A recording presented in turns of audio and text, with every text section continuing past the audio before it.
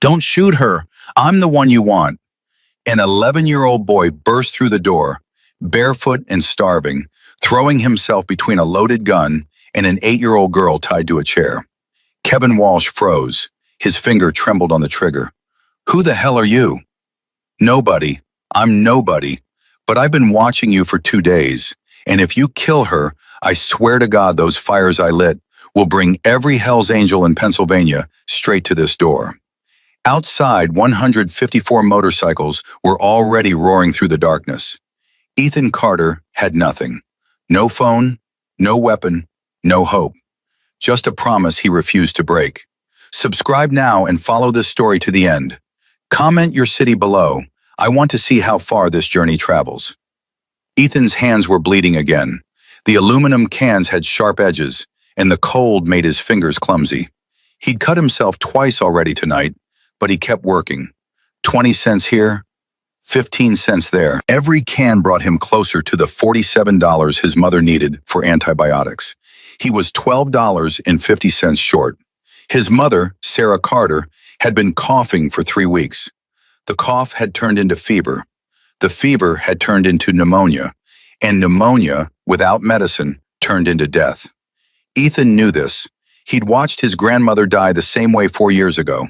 Same cough, same fever, same helpless waiting while the sickness ate her from the inside. He wasn't going to watch it happen again. "Come on," he whispered to himself, reaching for a Pepsi can wedged under a concrete block. Just a few more and Mom gets her medicine." The can slipped. His fingers closed on empty air. That's when he heard the engine. Ethan dropped flat behind a rusted barrel. His father had taught him one thing before walking out 5 years ago. When something ain't right, boy, you disappear first. Figure out what to do second. The van was black, no plates. It pulled up fast, tires crunching on gravel, and stopped at the loading dock of Building 7. The door slid open. A man stepped out, tall, ski mask, brown leather jacket. He moved like someone being chased, fast, nervous, checking over his shoulder every few seconds. Then he reached into the van and pulled out a child. Ethan stopped breathing. She was small, maybe 8 years old, blonde hair tangled and dirty, pink nightgown with butterflies on it. Her hands were bound with zip ties. Duct tape covered her mouth, but her eyes were wide open, scanning the darkness, looking for help, looking for anyone. And for 1 second, those eyes found Ethan.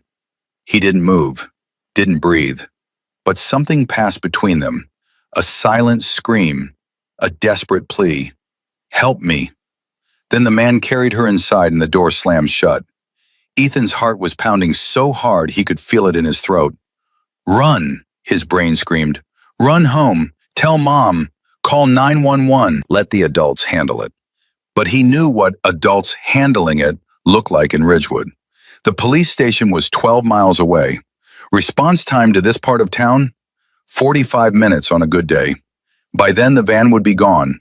The girl would be gone. And nobody would believe a poor kid from the trailer park who claimed he saw a kidnapping behind the old steel mill. Ethan had learned a long time ago that people like him were invisible. Teachers looked through him. Store owners watched him like he was going to steal something. Even his own father had looked at him one morning, said, "I can't do this anymore," and walked out the door. Nobody came for people like Ethan. Nobody would come for that little girl either. Unless he did something. "Okay," he whispered. "Okay, think. What do you do?" He couldn't fight. He was 11 years old and 73 pounds. The man in the ski mask was twice his size and probably armed. He couldn't run for help. By the time he got anywhere, it would be too late. But he could watch. He could follow. He could learn. And maybe he could find a way. Ethan moved. 5 years of poverty had taught him how to be invisible. When you're the poor kid, the hungry kid, the kid whose clothes smell like mildew because the dryer broke 6 months ago and nobody has money to fix it, you learn to move through the world without being seen. Now that skill was going to save a life. He crept along the fence line, staying low, using the rusted machinery as cover. Building 7 was 200 yards ahead. Through the boarded windows, he could see light moving inside, a flashlight or lantern. He needed to get closer. He needed to hear what was happening. The back of the building had a broken window. Ethan knew this because he'd explored these factories dozens of times, looking for scrap metal to sell. He knew every entrance, every hiding spot, every way in and out. The window was 8 feet off the ground. Ethan found a discarded crate, stacked it against the wall, and climbed. Inside, he could hear voices. A man's voice, bitter and sharp. "You don't understand why this is happening, do you?" And then a child's voice, thin and terrified. "Uncle Kevin, please. I want my daddy." Uncle. Ethan's blood went cold. She knew him. This wasn't a stranger. This was family. "Your daddy," the man continued, "is the reason I lost everything. 10 years ago, I made one mistake. One. And Marcus, my own brother, turned his back on me, kicked me out of the club, told everyone I was a rat." The girl was crying now. Ethan could hear her sobs through the broken window. "You know what happens to rats in the Hells Angels? You get hunted. You get destroyed. You lose everything. Your family, your brothers, your whole life. I spent 8 years running, 8 years hiding, 8 years with nothing." His voice dropped lower, colder, while Marcus built his empire. President of the Pennsylvania chapter. 3 businesses, beautiful wife, perfect daughter, everything that should have been mine. "Please," the girl whimpered. "Please, Uncle Kevin, I didn't do anything." "No, you didn't," the man's voice exploded. "But your father did, and now he's going to pay. I sent him a message 20 minutes ago. $500,000. 72 hours. That's everything the club has in their emergency fund." Ethan's hands were shaking. He pressed himself against the wall, trying to hear every word. "But here's the thing, sweetheart." The man's voice turned soft now, almost gentle, almost kind, and that made it worse. "Even if he pays, you don't go home." The girl screamed through her gag, a muffled, desperate sound. "Money won't fix what he did to me. Only his pain will. Only watching him lose what he loves most, the way I lost everything, will make this right." 72 hours. Sunday night, 7 p.m. That's when she dies. Ethan's mind was racing. He slid down from the window and pressed his back against the cold brick wall. What was he supposed to do now? The man was going to kill her. Ransom or no ransom, that little girl was going to die in 72 hours, unless someone stopped it. But who? The police wouldn't believe him. They never believed kids like him. Her father, Marcus, president of the Hells Angels, didn't know where she was. The kidnapper had her hidden in a building that hadn't been used in 20 years. By the time anyone searched this deep into the factory complex, it would be too late. Ethan was the only one who knew. He was the only one who could help. "I can't do this," he whispered. "I'm just a kid. I can't." But then he thought about his mother, lying in bed with pneumonia, coughing until she couldn't breathe, waiting for medicine that might never come. He thought about his grandmother, how she'd held his hand in the hospital and told him to be brave, and then closed her eyes and never opened them again. He thought about his father, walking out the door without looking back, choosing himself over his family, taking the easy way out.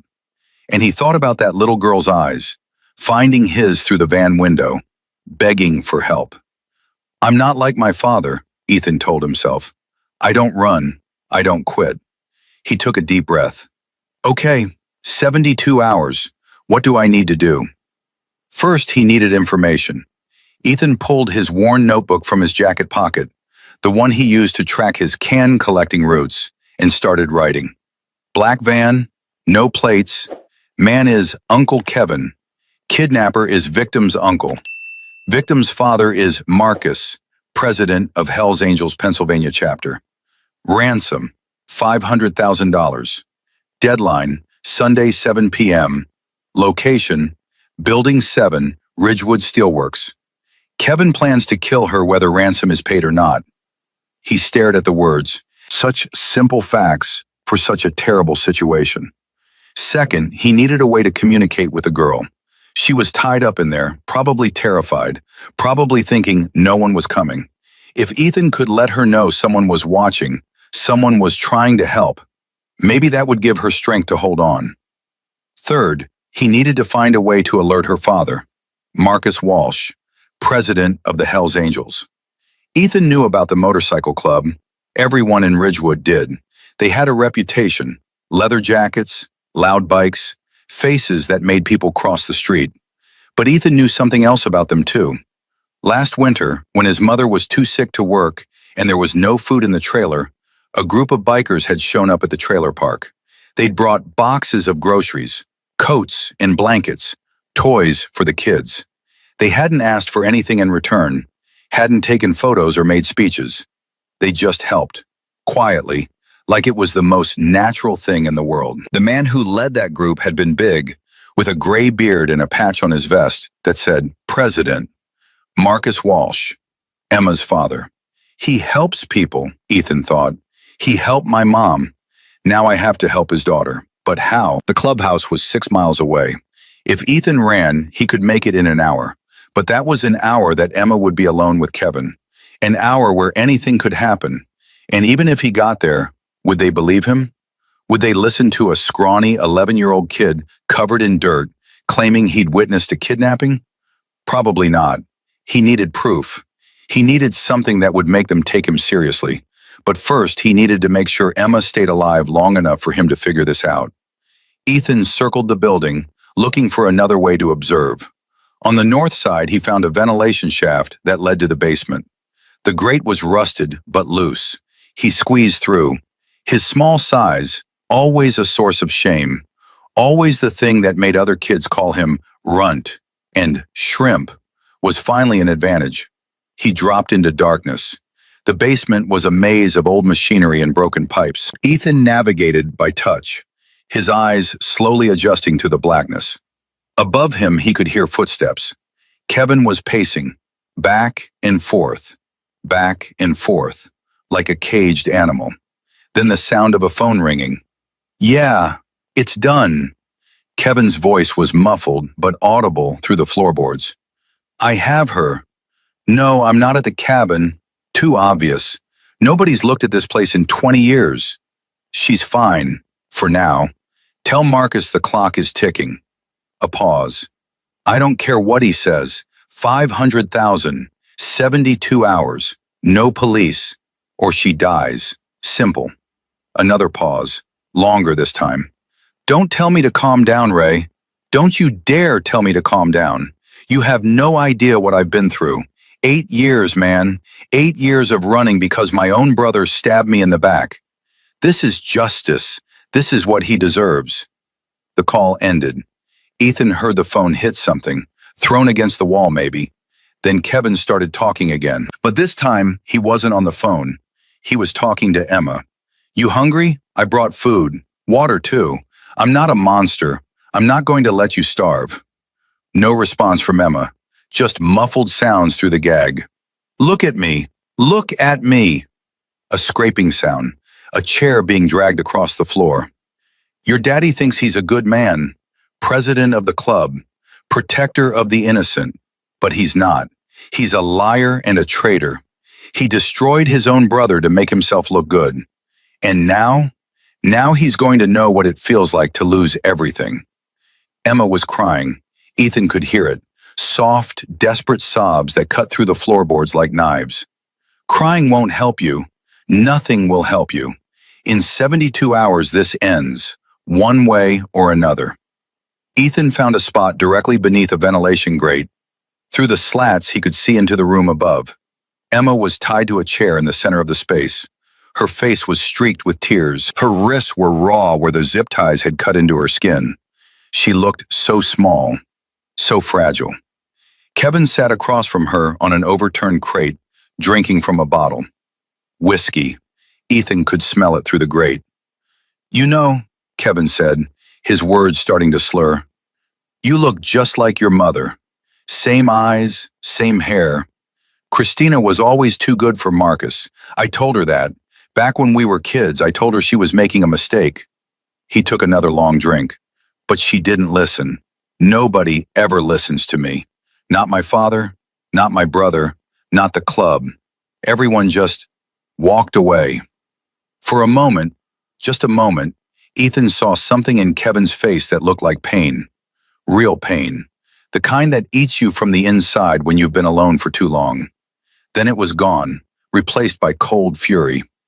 Well, they're going to listen now. Marcus is going to listen. And by the time this is over, he's going to wish he'd never been born. Ethan waited. For 3 hours, he lay in that basement, barely breathing, watching through the grate. Kevin drank. Kevin paced. Kevin made 2 more phone calls, both short, both angry. And finally, around 10 p.m., Kevin's head started to droop. By 10:30, he was passed out, the whiskey bottle empty beside him. Ethan moved. The basement stairs were old and rotted. He tested each step, moving slowly, placing his weight at the edges where the wood was strongest. The door at the top was open. Why would Kevin close it? He was alone in an abandoned factory in the middle of nowhere. Who would possibly find him? Ethan entered the room. Emma saw him immediately. Her eyes went huge. She started to make noise, struggling against her bonds. Ethan put a finger to his lips. "Shh, I'm here to help, but you have to be quiet." He crept forward, staying behind her chair so Kevin wouldn't see him if he woke. Up close, Ethan could see how young she was, how scared, how tired. "My name's Ethan," he whispered. "I saw him take you. I followed you here." Emma's eyes were locked on his face, searching, desperate. "I can't get you out right now. He'll wake up. But I'm going to get help, I promise you. I'm going to find a way to save you." Tears spilled down her cheeks. "I know you're scared. I'm scared too. But I'm not going to leave you. Do you understand? I'm going to stay close. I'm going to watch. And I'm going to figure this out." He reached into his pocket and pulled out the only food he had, half a granola bar he'd been saving for breakfast. "Can you eat if I take the gag off? Just for a second?" Emma nodded frantically. Ethan peeled back the duct tape as gently as he could. Emma gasped, pulling in air, but she didn't scream. She understood. He fed her the granola bar in small bites. She ate like she was starving. "What's your name?" he whispered. "Emma. Emma Walsh." "How old are you?" 8. 8 years old, tied to a chair, waiting to die. Ethan felt something harden inside him. Something that had been soft and scared, turning to steel. "I'm 11, he said, "and I'm going to get you out of here." "How?" Emma's voice cracked. He said he's going to kill me no matter what." "I know, I heard him." "Then how?" "I don't know yet." Ethan's voice was steady, calm. He didn't feel calm, but Emma needed him to be. "But I'm going to figure it out. I just need you to hold on. Can you do that? Can you be brave for a little while longer?" Emma stared at him. This dirty, skinny kid with cuts on his hands and holes in his shoes. This nobody who had somehow found her in the darkness. "Are you real?" she whispered. "Yeah, I'm real." "Why are you helping me? You don't even know me." Ethan thought about that. Why was he helping her? He could walk away right now, go home, pretend he never saw anything, let the adults figure it out. But then he remembered something his grandmother had told him before she died. She said, "Ethan, the world is full of people who look away, who say it's not their problem, who wait for someone else to do something. Don't be one of those people. Don't ever be one of those people." He looked at Emma. "My grandma told me that, right before she died, and I made her a promise. I told her I'd try to be good. I'd try to help when I could." He replaced the gag gently, pressing the tape back into place. "This is me keeping that promise." Ethan slipped back into the basement just as Kevin stirred. What time is it?" He heard Kevin stumble to his feet, check on Emma, curse under his breath, and then settle back onto the crate. 69 hours left, sweetheart. Better hope your daddy loves you as much as he says." Ethan curled up in the darkness of the basement, surrounded by the smell of rust and mold and decay. He had 69 hours to save Emma Walsh's life. No phone, no weapon, no one who would believe him. just himself. A poor kid from a broken trailer who had never done anything extraordinary in his life. But then again, nobody had ever given him the chance. Until now. Saturday morning came slow and gray. Ethan had slept maybe 2 hours total, curled up behind a rusted boiler in the basement. Every sound had jerked him awake. Kevin's footsteps, Emma's muffled cries, the rats scurrying through the walls. But now it was daylight, and he had work to do. First, he needed to find out more about Marcus Walsh and the Hells Angels. Where they gathered, when they rode, how to reach them. Second, he needed to come up with a signal, something that would get their attention, something they couldn't ignore. And third, he needed to make sure Emma stayed alive long enough for his plan to work, whatever that plan was. Ethan climbed out of the basement through the ventilation shaft and made his way to the perimeter of the factory complex. From here, he could see the road, the main highway that connected Ridgewood to the rest of Pennsylvania. He watched for an hour. Trucks passed, cars passed, but no motorcycles. Then he remembered. Saturday night. Every Saturday night, the Hells Angels did what they called the Iron Run, a convoy of bikes rolling through Ridgewood's main streets. Ethan had seen it dozens of times. 50, 60, sometimes 100 motorcycles roaring past, engines shaking the windows, leather and chrome flashing in the streetlights. The Iron Run passed within half a mile of the steelworks. If Ethan could create a signal big enough, visible enough, urgent enough, maybe they would see it. Maybe they would investigate. But what kind of signal? He looked around. Abandoned factories, rusted machinery, old storage tanks, and then it hit him. Fire. His grandfather had told him once, back when the old man was still alive. In the old days, before phones, before everything, people signaled for help with fire. 3 fires in a triangle means distress. Anyone who sees it knows someone's in trouble. 3 fires. Building 6 was 200 yards from Building 7, far enough that a fire wouldn't endanger Emma, but close enough that Ethan could maintain contact with her. The roof of Building 6 was visible from the highway.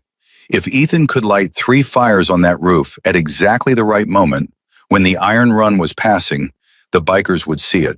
They'd have to investigate, and when they did, Ethan would lead them to Emma. It was crazy. It was desperate. It probably wouldn't work, but it was all he had. The rest of Saturday was spent preparing. Ethan scavenged the factory complex for flammable materials, dry wood from collapsed structures, old newspapers from an abandoned office, paint thinner, and motor oil from storage rooms. He carried it all to the roof of Building 6, pile by pile, making sure Kevin never saw him. Between trips, he snuck back to check on Emma. The second time, Kevin was awake, pacing, talking on the phone.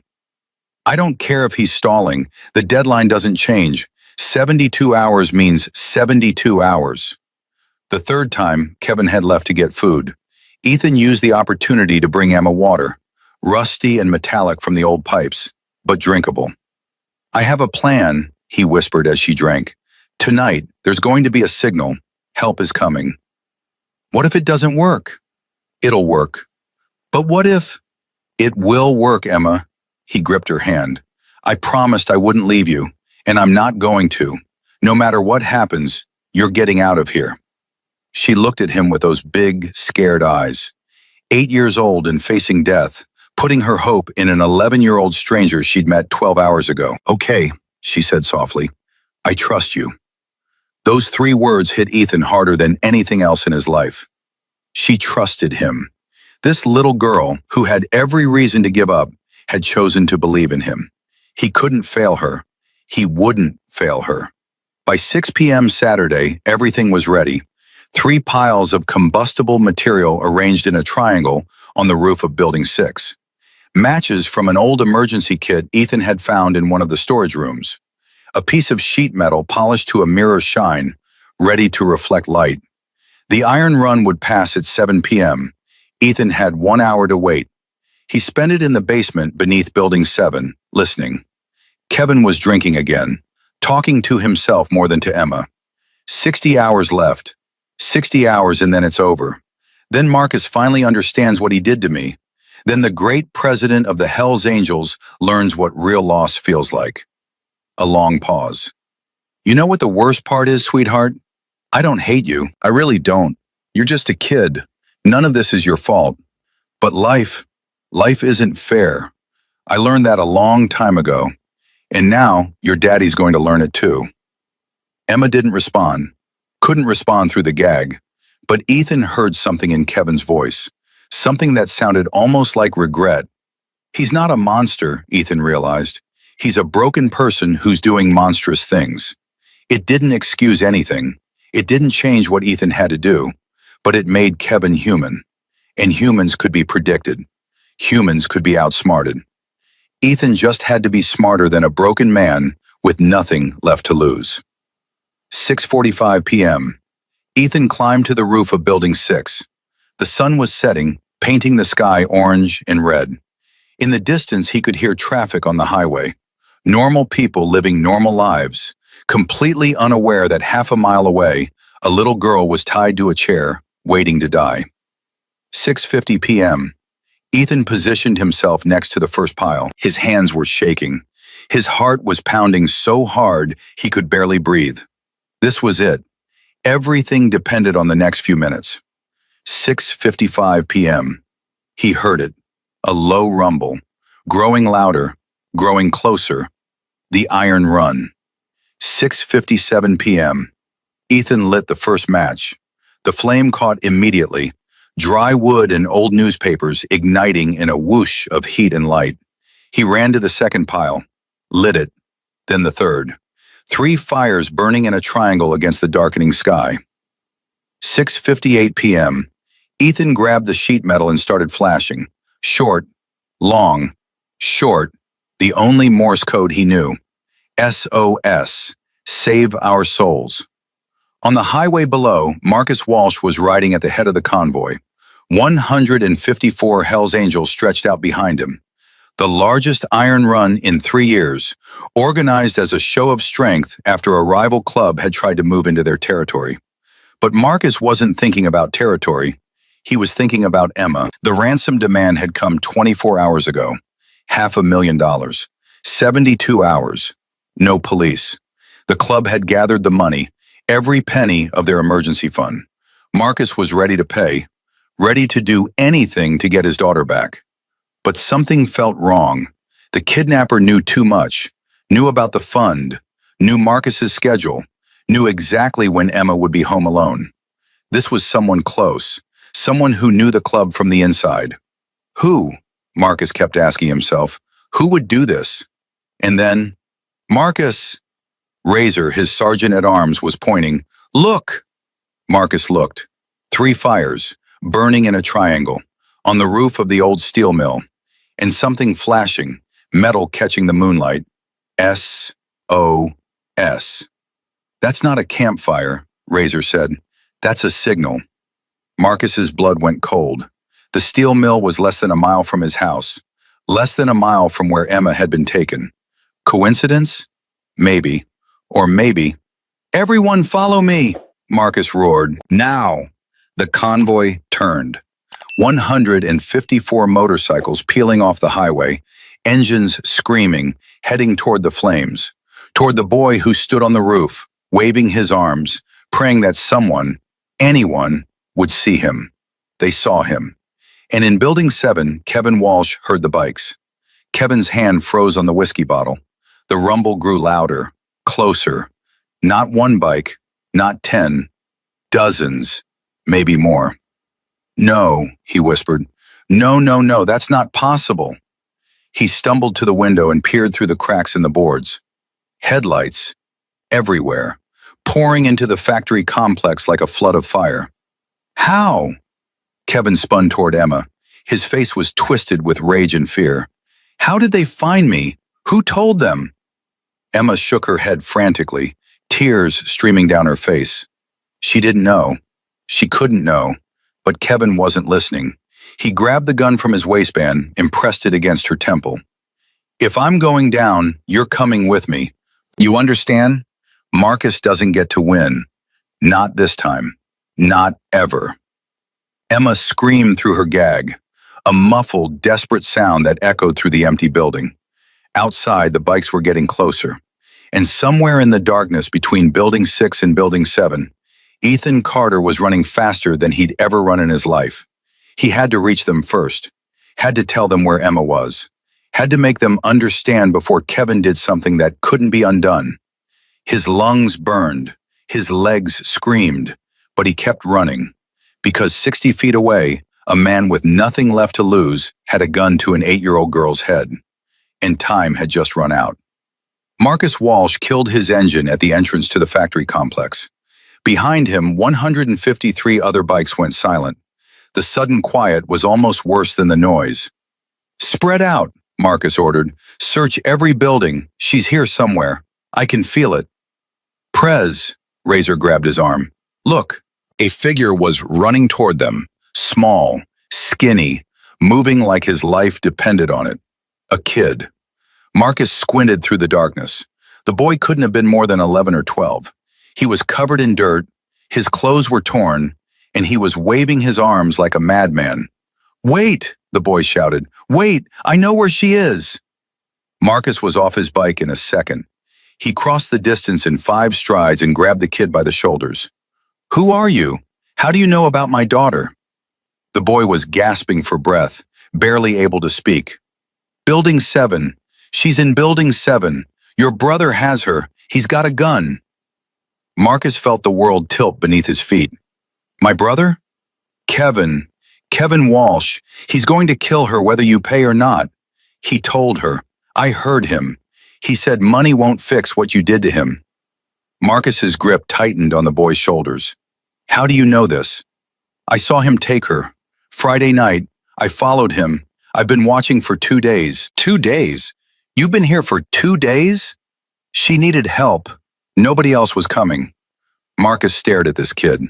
This scrawny, filthy, half-starved kid who had tracked a kidnapper through an abandoned factory complex for 2 days, who had stayed when any sane person would have run.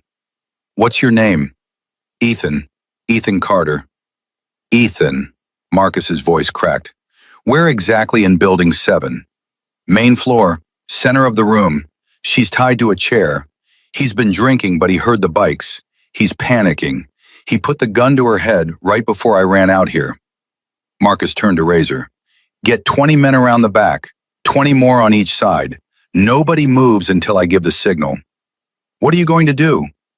"I'm going to talk to my brother." Razor grabbed his arm. "Marcus, if he's got a gun to her head, then I need to make sure he doesn't pull the trigger." Marcus looked at Ethan. "You stay here. You've done enough." Ethan shook his head. "No, kid, I'm not asking. I promised her. I promised I wouldn't leave her. I'm not breaking that promise now." Something flickered in Marcus's eyes. Respect, maybe, or recognition. "Fine, but you stay behind me, and if I tell you to run, you run. Understood?" Ethan nodded.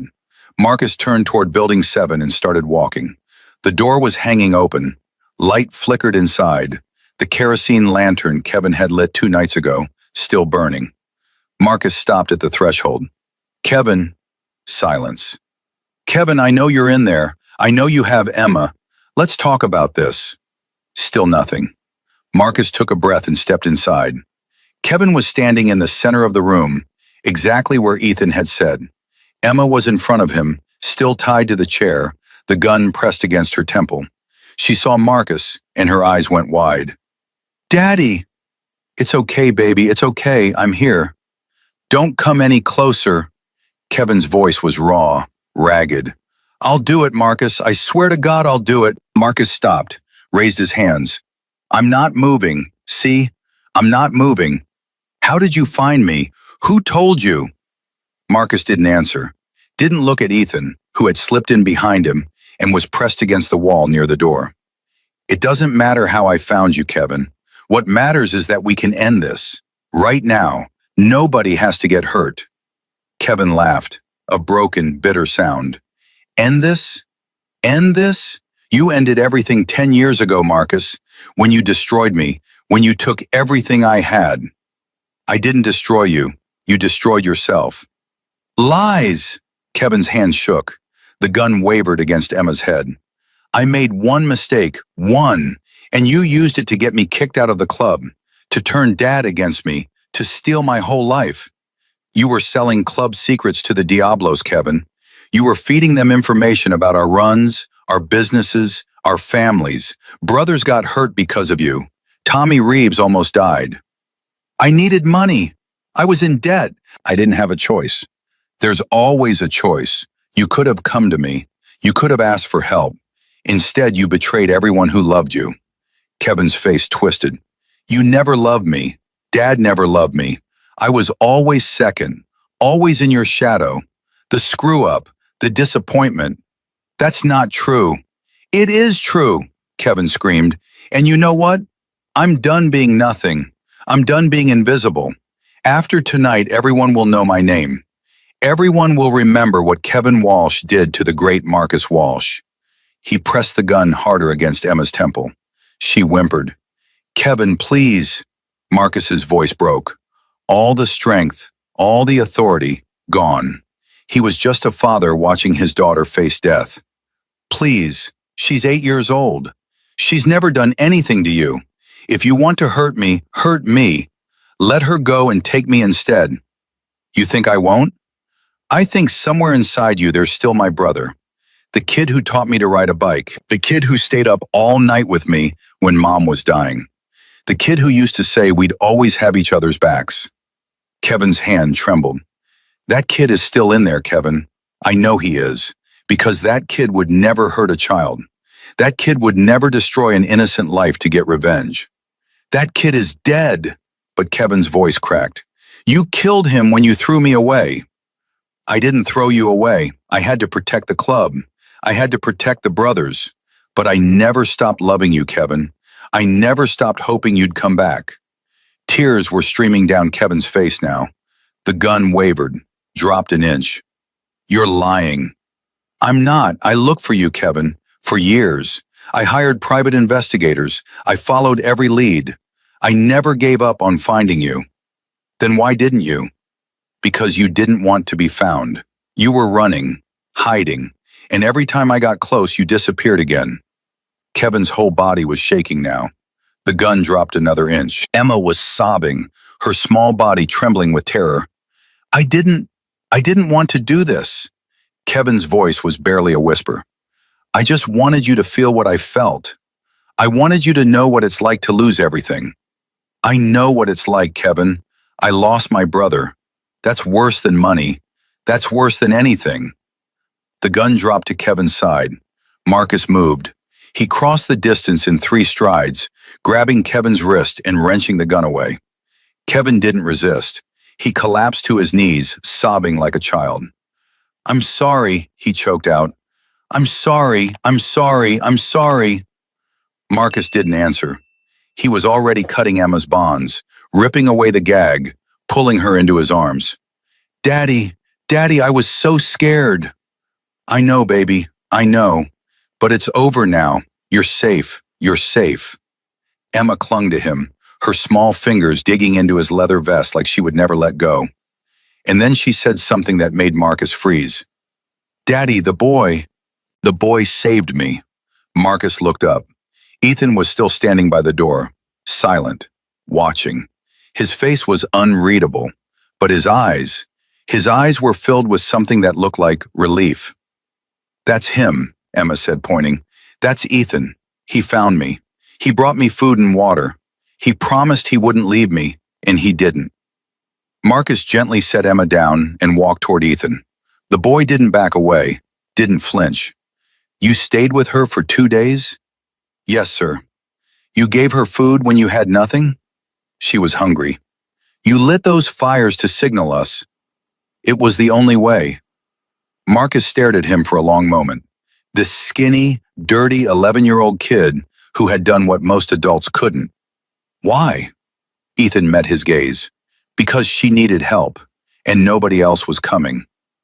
Marcus felt something break inside him, something that had been frozen for years. He pulled Ethan into a hug. The boy stiffened at first, like he wasn't used to being touched, wasn't used to being held. Then slowly, he relaxed. His arms came up and wrapped around Marcus's back. "Thank you," Marcus whispered. "Thank you for saving my daughter." Ethan didn't say anything. He didn't need to. Behind them, Razor and the other bikers were streaming into the building. They stopped when they saw the scene. Marcus hugging a child, Kevin sobbing on the floor, Emma safe and free. "What do we do with him?" Razor asked, pointing at Kevin. Marcus looked at his brother, the man who had terrorized his daughter, the man who had planned to kill her, the man who was still, despite everything, family. "Call the police. Let them handle it." "Marcus, he's my brother, Razor. I'm not going to execute him. That's not who we are." He paused. "And that's not what my daughter needs to see." Razor nodded slowly. "Okay, Prez, your call." Kevin looked up at Marcus. You're letting me live? I'm letting the law deal with you. What happens after that is between you and God." "Why? After everything I did?" "Because I'm not like you, Kevin. I don't destroy my family, even when they deserve it." Kevin's face crumpled. He didn't say anything else. There was nothing left to say. The police arrived 20 minutes later, then the ambulances, then the media. The story spread like wildfire. Kidnapping foiled by 11-year-old boy. Hell's Angels rescue president's daughter. Hero child track kidnapper for 72 hours. But Ethan didn't care about the headlines. He didn't care about the cameras or the reporters shouting questions. He only cared about one thing. Emma was sitting in the back of an ambulance, wrapped in a shock blanket, when Ethan finally found her. A paramedic was checking her vitals. Her mother, Christina, was holding her hand, crying softly. Ethan stopped a few feet away. Suddenly, he felt out of place. These were Emma's people, her family. He was just a kid from the trailer park who had stumbled into something bigger than himself. But then Emma looked up and saw him. "Ethan!" She scrambled out of the ambulance and ran toward him. Before he could react, she threw her arms around him and held on tight. "You came back," she whispered.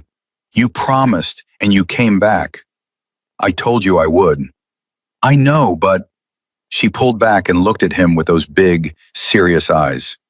"People break promises all the time. My uncle promised he loved me, and he was going to kill me. But you kept yours." Ethan didn't know what to say. He'd never been good with words. That's what you're supposed to do. You make a promise, you keep it." Emma smiled, the first real smile he'd seen on her face since Friday night. "You're my hero, Ethan. You know that?" "I'm not a hero. I'm just a kid." "You're my hero," Emma insisted, "and nobody can tell me different." Christina Walsh had been watching the exchange. Now she stepped forward and knelt in front of Ethan. "You're Ethan Carter?" "Yes, ma'am." "The boy who saved my daughter's life?" I guess so." Christina pulled him into a hug. It was gentler than Marcus's, softer, warmer, but it carried the same weight. "Thank you," she whispered. "Thank you, thank you, thank you." Ethan stood there, surrounded by people crying and thanking him, and felt something he hadn't felt in a very long time. Wanted. For the first time in his life, he felt like he mattered. The police took statements for 3 hours. They asked Ethan the same questions over and over. "How did you see the kidnapping? Why didn't you call 911? How did you survive for 2 days without food?" Ethan answered every question patiently. He told them about the signal fires, about the ventilation shaft, about the granola bar he'd shared with Emma. But he didn't tell them everything. He didn't tell them about his mother, sick with pneumonia, waiting for medicine he still hadn't bought. He didn't tell them about the cans he'd been collecting, the $47 he still needed. He didn't tell them that while everyone was calling him a hero, his mom was probably getting worse by the hour. Because none of that mattered right now. What mattered was that Emma was safe. The rest, Ethan would figure out later. He always did. It was almost 3 a.m. when Marcus found him again. Ethan was sitting alone on an overturned crate outside Building 7, watching the police tape flutter in the wind. He was exhausted, bone-deep tired in a way he'd never experienced before. But he couldn't sleep. Not yet. Marcus sat down beside him. You should be at the hospital getting checked out. I'm fine. Kid, you haven't eaten in 2 days. You've been sleeping in a basement. You're not fine. Ethan shrugged. I've had worse. Marcus was quiet for a moment. Tell me about your family. Ethan tensed. Why? Because you're 11 years old and you just did something that most grown men couldn't do. I want to know what kind of home produces a kid like you. Ethan stared at the ground. There's nothing to tell. My dad left when I was 6. My mom's sick. I do what I can to help. What about school? Friends? I go to school, don't have many friends. Why not? Ethan looked up at him. Have you ever been the poor kid? The one with holes in his shoes and patches on his clothes? The one who smells like mildew because the dryer's been broken for 6 months? Marcus didn't answer. Kids like me don't have friends. We have people who tolerate us. We have teachers who look through us. We have classmates who make fun of us when they bother to notice us at all. He looked back at the ground. I'm invisible, Mr. Walsh. I have been my whole life. That's why I was able to follow your brother for 2 days without getting caught. Being invisible is the only skill I have. Marcus sat with that for a long moment. You're not invisible anymore, Ethan. After tonight, everyone's going to know your name. Yeah, Ethan's voice was flat. And then they'll forget. That's how it works. Someone does something good, everyone claps for a week, then they move on. Nothing actually changes. What if it could? Ethan looked at him. What if I told you that you don't have to go back to being invisible? What if I told you that everything that happened tonight just earned you a family? I don't understand. Marcus leaned forward. You saved my daughter's life. Do you know what that means to me? To my club? It means you say thank you and move on. No, Marcus shook his head. It means you're one of us now. Not a member, you're too young for that, but family. You're under our protection. Anything you need, we provide. Forever. Ethan stared at him. You don't even know me. I know enough. I know you stayed when you could have run. I know you kept a promise when breaking it would have been easier. I know you gave away your only food to a little girl you'd never met. Marcus put a hand on his shoulder. That tells me more about your character than 100 interviews ever could. Ethan's eyes were burning. He blinked rapidly, trying to hold back tears. My mom, he finally said, she's sick. Pneumonia. She needs medicine, but we can't afford it. I was collecting cans to buy her antibiotics when I saw Kevin take Emma. Where is she? Our trailer. 2847 Millbrook Road. Lot 19.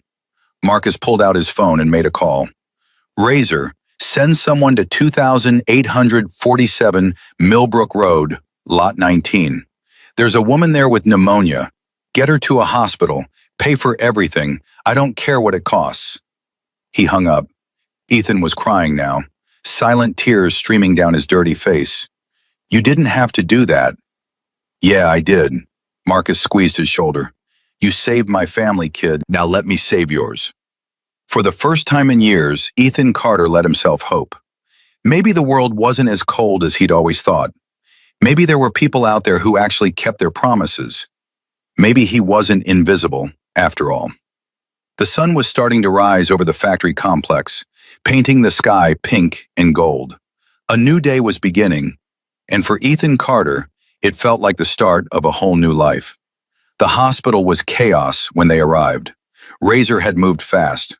By the time Marcus pulled his bike into the emergency entrance at Memorial General, Sarah Carter was already being wheeled through the double doors on a stretcher. She was pale, shaking, struggling to breathe. Ethan jumped off the back of Marcus's bike before it fully stopped and ran toward her. Mom! Mom! Sarah's eyes fluttered open. Ethan, baby, what's happening? These men came to the trailer and they said you were a hero. What did you do? It doesn't matter, Mom. Just rest. They're going to help you. I don't understand. Who's paying for this? We can't afford. I am. Marcus stepped forward. Mrs. Carter, my name is Marcus Walsh. Your son saved my daughter's life. The least I can do is make sure you get the care you need. Sarah looked from Marcus to Ethan, confusion and fear mixing on her face. Saved your... Ethan, what is he talking about? I'll explain everything later, Mom. Right now you need to let the doctors help you. The nurses were already pushing the stretcher toward the treatment area. Sarah reached out and grabbed Ethan's hand. Don't leave me. Ethan's throat tightened. Those were the same words Emma had whispered to him 2 days ago. I'm not going anywhere, Mom. I promise. He held her hand until the nurses pulled the stretcher through the doors marked Authorized Personnel Only. Then he stood there, watching the doors swing shut, feeling more exhausted than he'd ever felt in his life. Marcus put a hand on his shoulder. She's going to be okay. The doctors here are the best. How do you know? Because I'm going to make sure of it. Ethan turned to look at him. Why are you doing all this? You don't owe me anything. I owe you everything. Marcus's voice was rough. You gave me back my daughter. There's no price on that. No amount of money that could ever repay what you did. I didn't do it for money. I know. That's exactly why you deserve it. 3 hours later, the doctor came out with news. Sarah Carter had severe pneumonia, complicated by bronchitis and early-stage malnutrition. She'd been sick for weeks, maybe months, pushing herself past the point of collapse because she couldn't afford to stop working. Another few days without treatment, and we'd be having a very different conversation, the doctor said. She's lucky someone brought her in when they did. Will she recover? Ethan asked. With proper rest and medication, yes, but she's going to need at least 2 weeks in the hospital, followed by several weeks of recovery at home. No working, no stress, just rest. 2 weeks in the hospital, several weeks at home, no working. Ethan did the math in his head. Rent was due in 5 days, utilities, food. Even with the medical bills covered, there was no way they could survive that long without income. Marcus must have seen the calculation happening behind Ethan's eyes. Stop, he said. Stop what? Stop trying to figure out how you're going to pay for everything. I already told you, you're family now. That means your problems are our problems. Mr. Walsh. Marcus. Marcus, I appreciate what you're doing, but I can't just take your money. I'm not a charity case. Marcus laughed. It wasn't a mocking laugh, more like the sound someone makes when a kid says something unexpectedly wise. You're 11 years old and you're worried about being a charity case. Kid, you've got more pride than most grown men I know. Pride is all I've got. Not anymore. Marcus knelt down so he was eye level with Ethan. Listen to me. What you did for Emma, that wasn't charity. That was courage. That was sacrifice. That was the kind of thing that most people never do in their entire lives. He put both hands on Ethan's shoulders. I'm not giving you charity. I'm giving you what you've earned. You saved my daughter's life. You tracked a kidnapper for 2 days with no food, no sleep, no help. You kept a promise when breaking it would have been easier. His grip tightened. So when I say that your rent is paid, and your utilities are covered, and your mother is going to get the best care money can buy, that's not charity, that's justice. That's me giving you what the world should have given you a long time ago. Ethan's eyes were burning again. He blinked hard, trying to hold it back. I don't know how to do this, he whispered. Do what? Accept help. Let people take care of me. I've been taking care of my mom since I was 7. I've been the one who finds food when there's no money. I've been the one who keeps the lights on, who deals with the landlord, who figures out how to survive. His voice cracked. I don't know how to just stop. I don't know how to let someone else carry the weight. Marcus pulled him into a hug. Then let me teach you. That's what family does. The word hit Ethan like a physical blow. Family. He'd had a family once. Before his dad left. Before everything fell apart. He remembered what it felt like to have someone else worry about the bills, someone else make the decisions, someone else carry the weight. He'd forgotten how much he missed it. Okay, he said softly. Okay. Marcus held him for a long moment. Then he pulled back and smiled. Now let's go see your mom. Sarah was awake when they entered her room. She looked better already, color returning to her cheeks, breathing easier now that the oxygen was flowing. But when she saw Ethan, her face crumpled. Baby, come here. Ethan crossed to her bedside and took her hand. "How are you feeling?" "Better. The doctors gave me something for the cough." She squeezed his fingers. "Ethan, these men, the ones who brought me here, they told me what you did. About the little girl. About the kidnapping." "Mom, you could have died." Her voice broke. "You could have been killed, and I never would have known. I would have been lying in that trailer, too sick to move, while my son was out there risking his life for a stranger." "She wasn't a stranger, Mom. She was a little girl who needed help." "And what about you? Who was supposed to help you?" Ethan didn't have an answer for that. Sarah turned to Marcus, who was standing near the door. "Mr. Walsh, I want to thank you for everything you're doing for us, but I need you to understand something." "What's that, ma'am?" "My son is all I have. He's the only good thing in my life, and if anything had happened to him—" She choked up, unable to finish. Marcus stepped forward. "Mrs. Carter, I understand. I'm a parent too. The thought of losing my daughter, of never seeing her again, it's the worst thing I can imagine." He sat down in the chair beside her bed. "Your son saved Emma. He tracked her kidnapper for 2 days. He kept her alive when no one else could have. And he did it without any expectation of reward or recognition. He did it because it was right." Sarah looked at Ethan. Her eyes were filled with a mixture of pride and fear and love. "That's my boy," she whispered, "always trying to save everyone but himself." "Maybe now it's time someone saved him," Marcus said, "if you'll let me." Sarah studied his face for a long moment. Then she nodded slowly. "Take care of him, please." "I will, I promise." The media descended like vultures.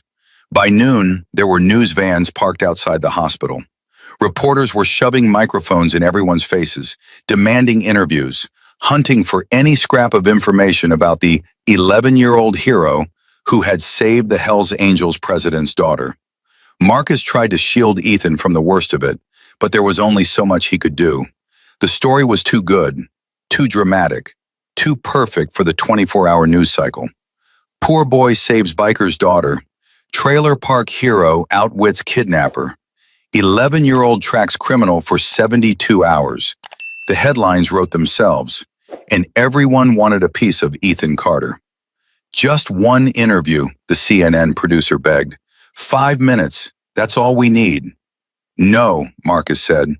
"Mr. Walsh, with all due respect, this story is going viral, whether you cooperate or not. Wouldn't you rather control the narrative?" I said no. "The boy's mother could use the money. We'd be willing to pay." Marcus stepped into the producer's space. "Listen to me very carefully. That boy has been through more in the last 3 days than most people experience in a lifetime. He's exhausted, he's traumatized, and he's 11 years old." His voice dropped to a growl. "If I see one camera, one microphone, one reporter anywhere near him before he's ready, I will personally make sure that every Hells Angels chapter from here to California knows your name and your face. Do we understand each other?" The producer went pale. Yes, we understand." "Good, now get out of my hospital." But the attention couldn't be stopped completely. Ethan's picture was everywhere. His school photo, the one where he was wearing a shirt 2 sizes too big and hadn't smiled because he was embarrassed about his teeth, was plastered across every news website in the country. "Face of a hero," the captions read. Kids from his school started posting about him on social media. "I sat next to that kid in math class. He never talked to anyone. I always thought he was weird. Guess he was just brave. Can't believe the poor kid from the trailer park saved someone's life." Some of the posts were nice, most were not. People analyzed everything about him. His clothes, his grades, his family situation. Someone found out about his father abandoning them and turned it into a whole story about the deadbeat dad who left a hero behind. Ethan saw one of the posts and felt sick. "They're talking about my dad like they know him, like they know anything about us." Marcus was sitting beside him in the hospital cafeteria. That's what the media does. They take real people and turn them into stories. They don't care about the truth, they care about what sells. How do I make them stop? You can't, but you can choose how you respond. You can choose what parts of yourself you share and what parts you keep private. What would you do? Marcus thought about it. I'd give them one interview. One. Controlled, on my terms. I'd tell my story the way I want it told. And then I'd go silent. Let them talk all they want. Once you've said your piece, you don't owe them anything else. Ethan nodded slowly. One interview. When you're ready, not before. What if I'm never ready? Then you never do it. Your life, your choice. It was the first time in Ethan's memory that anyone had treated his choices like they mattered. Emma came to visit that afternoon. Christina drove her to the hospital, and the two of them found Ethan sitting by his mother's bed, reading aloud from a tattered paperback book he'd found in the hospital gift shop. Ethan! He looked up just in time to see Emma running toward him. She threw her arms around his neck and held on tight. I've been asking to see you all day, she said. Mom kept saying you needed rest, but I couldn't wait anymore. It's okay. I'm glad you came. Emma pulled back and looked at him with those big, serious eyes. Are you okay? Really? I'm fine. You look tired. I am tired. Then you should sleep. Ethan smiled. It felt strange on his face, like a muscle he hadn't used in a while. I'll sleep later. Right now, I want to make sure my mom's okay. Emma looked at Sarah, who was watching them with a soft expression. Is that your mom? Yeah. She's pretty. Sarah laughed weakly. You must be Emma. Your dad has been telling me about you. He has? He says you're the bravest little girl he's ever known. Emma's cheeks turned pink. I wasn't brave. I was scared the whole time. Ethan was the brave one. Being scared and doing the right thing anyway. That's what brave means. Emma considered this. Then she climbed up onto the bed beside Sarah, careful not to jostle any of the tubes or wires. Can I tell you something about your son? Sarah's eyes widened, but she nodded. When I was in that room, tied to that chair, I thought I was going to die. Uncle Kevin kept saying terrible things. He said nobody was coming for me. He said my daddy didn't love me enough to save me. He said I was going to disappear and nobody would ever find me. Her voice was steady, but Ethan could see her hands trembling. And then Ethan came. In the middle of the night, he came down through the ceiling like a ghost, and he gave me food, and he told me he wasn't going to leave me. She looked at Ethan. And he didn't. He stayed for 2 days. He snuck me water and told me stories, and made sure I never felt alone. Even when I was scared, even when I thought it was hopeless, he was there. Tears were streaming down Sarah's face now. Your son saved my life, Mrs. Carter, but more than that, he saved my hope. He made me believe that good people still exist, that someone would come for me even when it looked impossible. She took Sarah's hand. You raised a hero. I just wanted you to know that. Sarah couldn't speak. She just pulled Emma into a hug and held her, crying softly. Ethan watched them.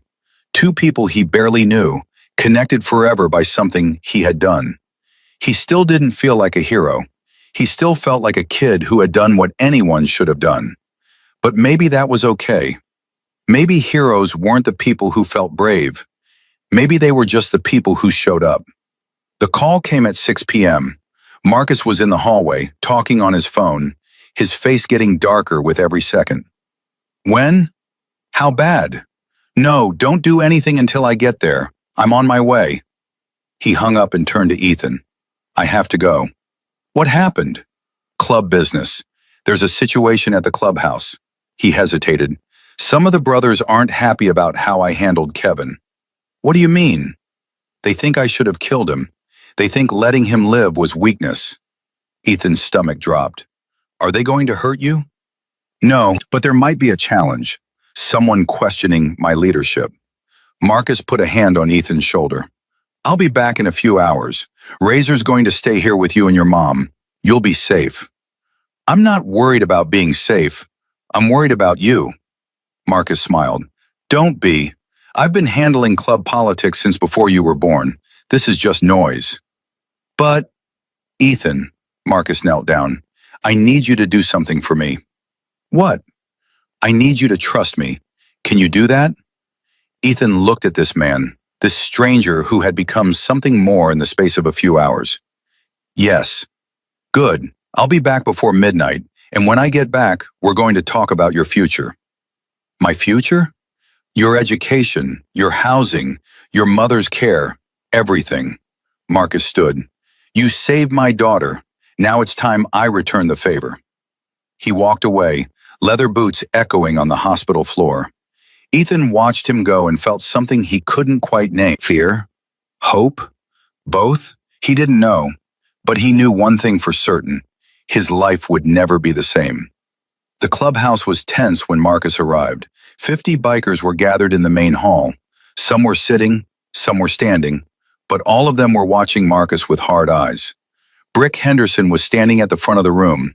He was big, 6 feet 5 inches, 280 pounds of muscle, and bad attitude. He'd been vice president under Marcus for 3 years, but everyone knew he wanted more. Marcus, glad you could join us. What's this about, Brick? This is about what happened tonight, about how you handled your brother. I handled it. Did you? Because from where I'm standing, it looks like you let a man who threatened to kill your daughter walk away breathing. Murmurs rippled through the crowd. He didn't walk away. He's in custody. He's going to prison. Prison. Brick spat on the floor.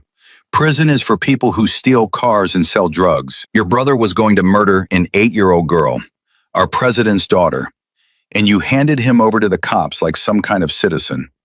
What would you have had me do? What any real president would do, put a bullet in his head. Show the world what happens when someone threatens the club. Emma was right there, Brick. You wanted me to execute a man in front of my daughter? I wanted you to be strong. Instead, you were weak. And weakness is something this club can't afford. Marcus's jaw tightened. Is that a challenge? The room went dead silent. Brick smiled. Maybe it is. Then say it clearly. No games. Brick stepped forward. I'm challenging your leadership. Right here, right now. By our laws, any brother can call for a vote when the president shows weakness. And letting Kevin Walsh live? That's the weakest thing I've ever seen you do. The brothers shifted uneasily. Some looked angry. Some looked scared. Some looked like they agreed with Brick. Marcus scanned the room.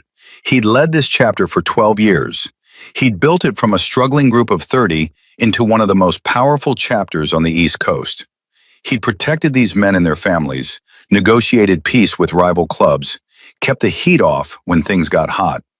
And now they were questioning him, because he'd chosen mercy over murder. Fine, Marcus said. You want to vote? Let's have a vote. But first, I want to say something. Brick crossed his arms. Make it quick. My brother tried to kill my daughter. He's a rat, a traitor, and a coward. And yes, if I'd wanted to, I could have put a bullet in his head and nobody would have blamed me. He paused. But I didn't.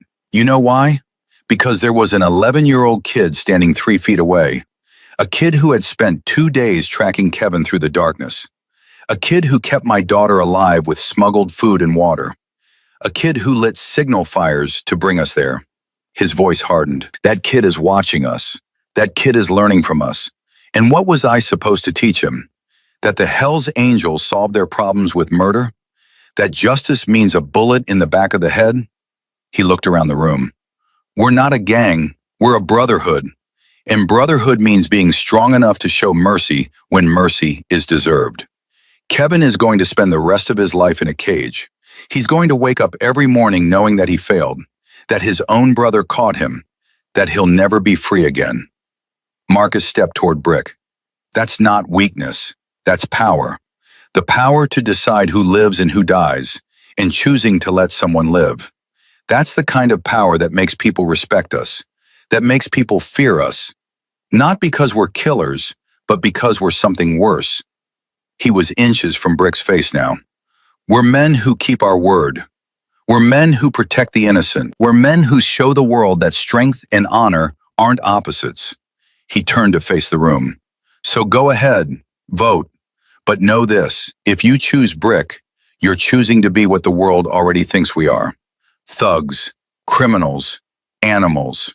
His voice dropped to a growl.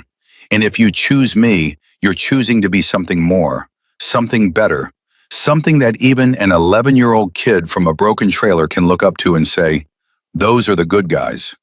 Silence. Then slowly, Razor stood up. "I'm with Marcus." Another brother stood. "Me too." Then another, and another. One by one, the men rose to their feet, 50 brothers standing in solidarity with their president.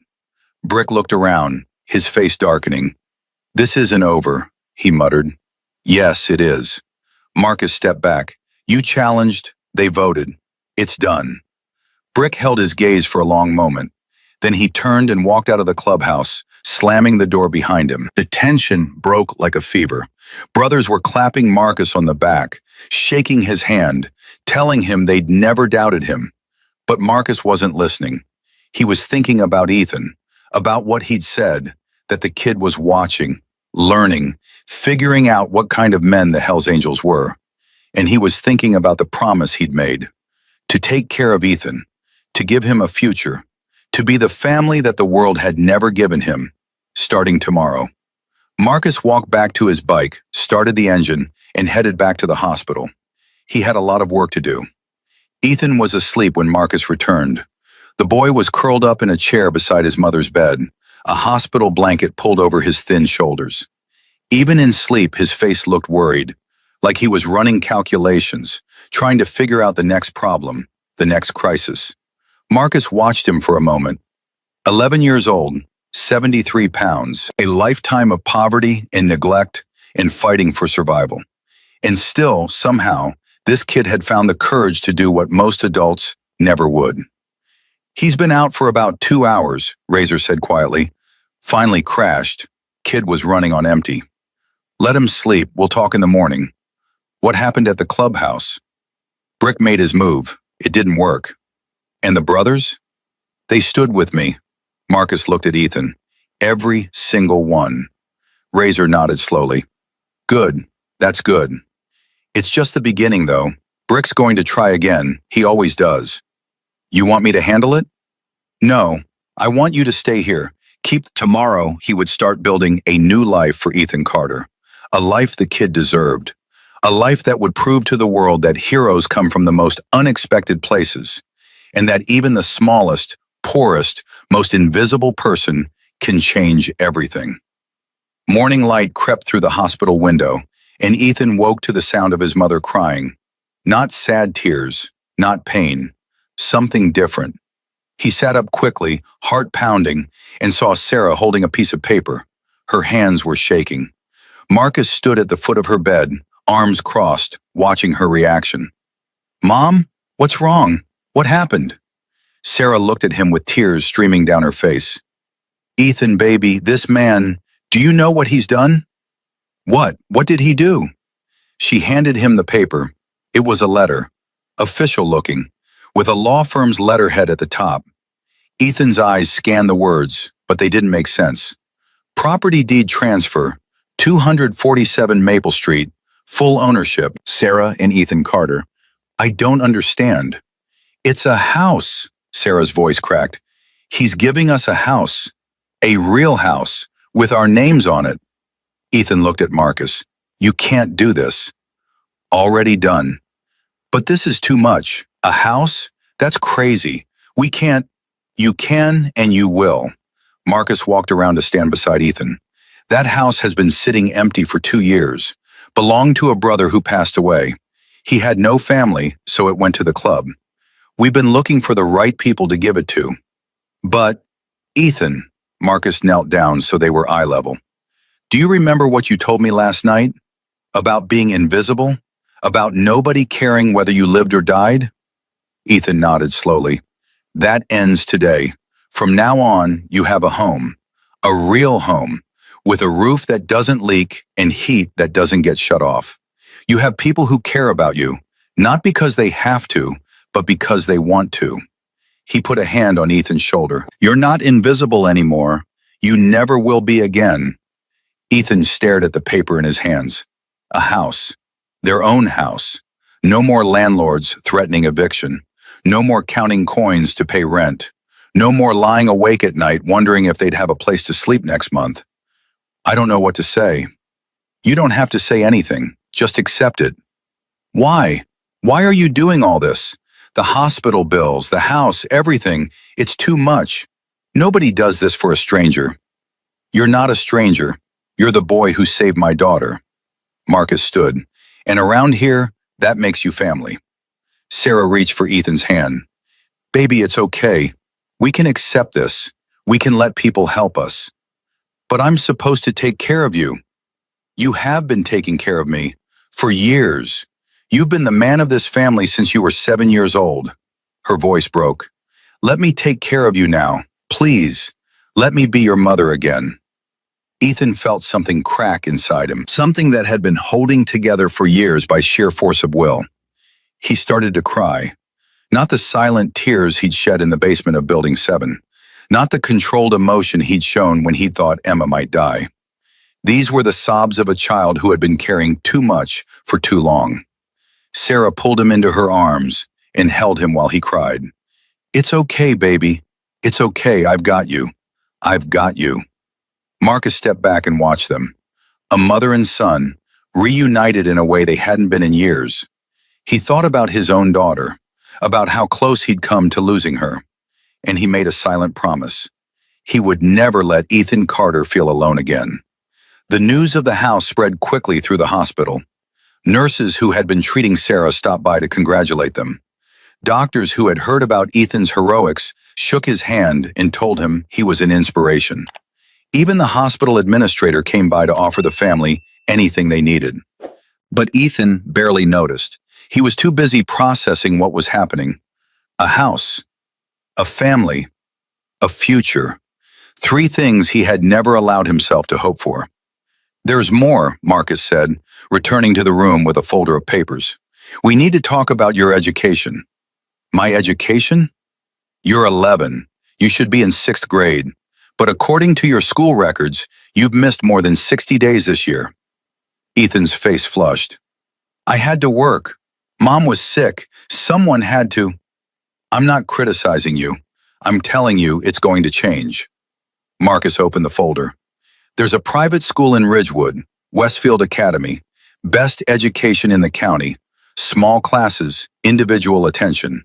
They've agreed to accept you on a full scholarship. A private school? I can't go to a private school. I don't have the right clothes. I don't know how to act around rich kids. I'll make a fool of myself. You tracked a kidnapper for 2 days and saved an 8-year-old girl's life. I think you can handle homework. That's different. How? Ethan didn't have an answer. The scholarship covers everything, Marcus continued. Tuition, books, uniforms, supplies. You just have to show up and do the work. And if I fail, you won't fail. You don't know that. Yeah, I do. Marcus closed the folder. You know how I know? Because you're the smartest, most resourceful kid I've ever met. You figured out how to survive in that factory for 2 days with nothing but your brain and your determination. School is going to be easy compared to that. Ethan looked at his mother. Mom? Sarah's eyes were shining. Baby, this is the opportunity of a lifetime. Everything I ever wanted for you, a good education, a chance at a real future, it's right here. But what about you? I can't leave you alone all day while I'm at some fancy school. I'm not going to be alone. Marcus has arranged for a nurse to check on me every day until I'm fully recovered. And after that, she looked at Marcus. Tell him. Marcus pulled out another piece of paper. There's a job waiting for you when you're ready. Bookkeeper at one of our legitimate businesses. Light work, good pay, flexible hours. A job? For me? For your mother. Sarah laughed through her tears. Can you believe it? A real job, with benefits, like a normal person. Ethan's head was spinning. A house, a school, a job for his mother. In the space of 24 hours, their entire life had been transformed. This doesn't feel real, he said quietly. It's real, Marcus assured him. Every bit of it. Why? Why would you do all this for us? Marcus was quiet for a moment. Then he sat down on the edge of Sarah's bed. Let me tell you something about the Hells Angels, something most people don't understand. Ethan listened. The world thinks we're criminals, Thugs, the bad guys in leather jackets who ride too loud and break too many rules. And yeah, some of that's true. We're not saints. We've done things that would shock you. He paused. But we're also a family, a brotherhood. We take care of our own. When a brother loses his job, we find him work. When a brother's wife gets sick, we pay the bills. When a brother dies, we make sure his family never wants for anything. His voice hardened. And when someone saves one of our children, when someone risks their life to protect what we love most, we don't just say thank you and walk away. We bring them into the family. We protect them the way they protected us. He looked at Ethan. You saved Emma. You didn't have to. You could have walked away and nobody would have blamed you. But you didn't. You stayed. You fought. You kept your promise. Marcus stood. That's the kind of person we want in our family. The kind of person who does the right thing even when it costs them everything. The kind of person who keeps their word no matter what. He extended his hand to Ethan. So welcome to the family, kid. You've earned it. Ethan stared at the hand for a long moment. Then he took it. Emma came to visit again that afternoon, and this time she wasn't alone. Christina Walsh was with her, along with 3 other women Ethan didn't recognize. They were carrying bags, shopping bags from the look of them, and they were all smiling. What's going on? Ethan asked warily. We're going shopping, Emma announced. Mom said you need new clothes for school, and she said I could help pick them out. Shopping? I don't need... Yes, you do, Christina interrupted gently. Ethan, I've seen what you were wearing when you came into this hospital. Those clothes were 2 sizes too big and held together with hope. They were fine.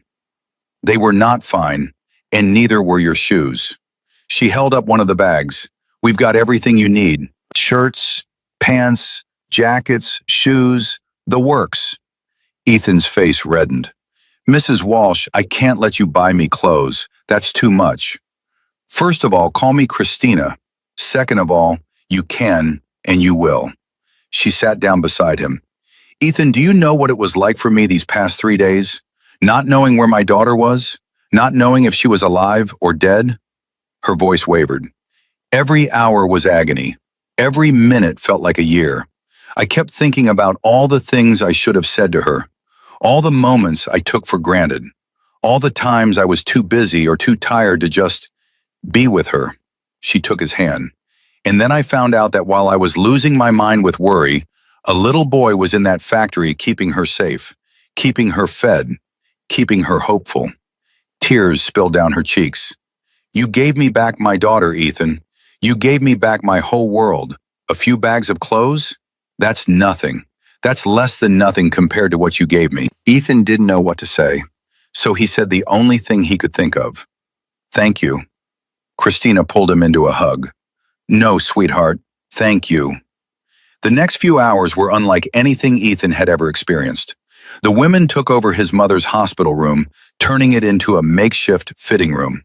They had Ethan try on outfit after outfit, dress shirts and khakis for school, jeans and t-shirts for weekends, a leather jacket that made Emma squeal with delight. You look like one of Dad's brothers, she said. I look ridiculous. You look cool. There's a difference. Sarah watched from her bed, a smile on her face that Ethan hadn't seen in years. My little man, she kept saying. My brave little man. By the time they were done, Ethan had more clothes than he'd ever owned in his life. New shoes that actually fit. A backpack for school that wasn't held together with duct tape. He felt like a different person. There's one more thing, Christina said, reaching into the last bag. Emma picked this out herself. She pulled out a small box. Inside was a watch, silver, with a simple face and a leather band. It's not expensive, Emma said quickly. I saved up my allowance. I wanted to give you something from me, something that's just mine. Ethan took the watch out of the box. His hands were shaking. Emma, this is too much. No, it's not. Every time you look at it, I want you to remember that you're not alone, that you have a friend who will never forget what you did. She helped him put it on. The leather was cool against his wrist. Perfect, she said softly. Ethan looked at the watch, then at Emma. then at all the women who had spent their afternoon making sure he had everything he needed. I don't know how to repay any of this. Christina shook her head. You don't repay family, Ethan. You pay it forward. Someday you'll meet someone who needs help the way you needed help, and you'll be there for them the way we're here for you. She kissed his forehead. That's how the world is supposed to work. 2 days later, Sarah was released from the hospital. Marcus sent a car to pick them up. Not a limousine or anything fancy, just a clean SUV driven by a club member named Bones. He was a quiet man with a shaved head and a gentle manner that didn't match his intimidating appearance. Heard a lot about you, kid, Bones said as he loaded their bags into the back. The brothers can't stop talking about what you did. It wasn't that big a deal, Bones laughed. Not that big a deal? You tracked a kidnapper for 2 days and lit fires that could be seen from a mile away. That's the definition of a big deal. I just did what anyone would do. No, you didn't. That's the point. Bones opened the door for Sarah. Most people would have run. You stayed. That's not normal. That's exceptional. They drove through Ridgewood, past the trailer park where Ethan had spent his whole life. He looked at it through the window, the rusted trailers, the overgrown lots, the broken-down cars. That had been his world, his whole world. Now it was getting smaller in the rearview mirror. The house on Maple Street was exactly what Marcus had promised. It wasn't big, 2 bedrooms, 1 bathroom, a small kitchen and living room, but it was solid, clean. The roof didn't leak. The windows weren't cracked. The heat worked. To Ethan, it looked like a palace. Home sweet home, Bones said, parking in the driveway. Sarah stepped out of the car and stared at the house. She didn't move, didn't speak. Mom, are you okay? I never thought, her voice trailed off. Ethan, I never thought we'd have something like this. A real home, a real chance. We do now. She turned to him with tears in her eyes. Because of you, because of what you did. I didn't do it for this. I didn't even know any of this would happen. I know. That's what makes it even more amazing. She pulled him close. You saved that little girl because it was the right thing to do, and the universe rewarded you for it. I don't believe in the universe. Sarah laughed. Maybe you should start. They walked into the house together. Everything was ready. The furniture had been arranged. The refrigerator was stocked. There were fresh sheets on the beds and towels in the bathroom. In Ethan's room, his own room, someone had put a desk by the window. On the desk was a brand new laptop computer with a note attached. For school, and whatever else you need, Marcus. Ethan sat down at the desk and ran his hand over the laptop surface. 3 days ago, he had been collecting cans to buy his mother medicine. Now he had a house, a room, a computer, a future. It didn't seem possible, but it was real, every bit of it. He opened the laptop and turned it on. A video started playing automatically. It was Marcus, sitting in what looked like his office at the clubhouse. Hey kid, if you're watching this, it means you made it home. Your real home. I wanted to say a few things that I didn't get a chance to say in person. Marcus paused, seeming to gather his thoughts. What you did for Emma, I can never repay it. Not really. The house, the school, the job for your mom, that's just stuff. It doesn't come close to matching what you gave me when you gave me back my daughter. His voice roughened. But I want you to know something. You're not just getting help from me because I owe you. You're getting it because you deserve it. You deserve a chance that the world never gave you. You deserve to be seen, to be valued, to be loved. He leaned closer to the camera. I know you've spent your whole life being invisible, being the kid nobody noticed, being the one who had to fight for every scrap of attention, every crumb of affection. That's over now. You're part of something bigger, a family that will never forget you, a brotherhood that will always have your back. Marcus smiled. Welcome home, Ethan. You've earned it. The video ended. Ethan sat there for a long time, staring at the blank screen. Then, for the second time in 3 days, he let himself cry. Not tears of sorrow, tears of relief, tears of hope, tears of a boy who had finally found where he belonged. The first day of school was terrifying. Ethan stood outside Westfield Academy in his new clothes, clutching his new backpack, feeling like a fraud.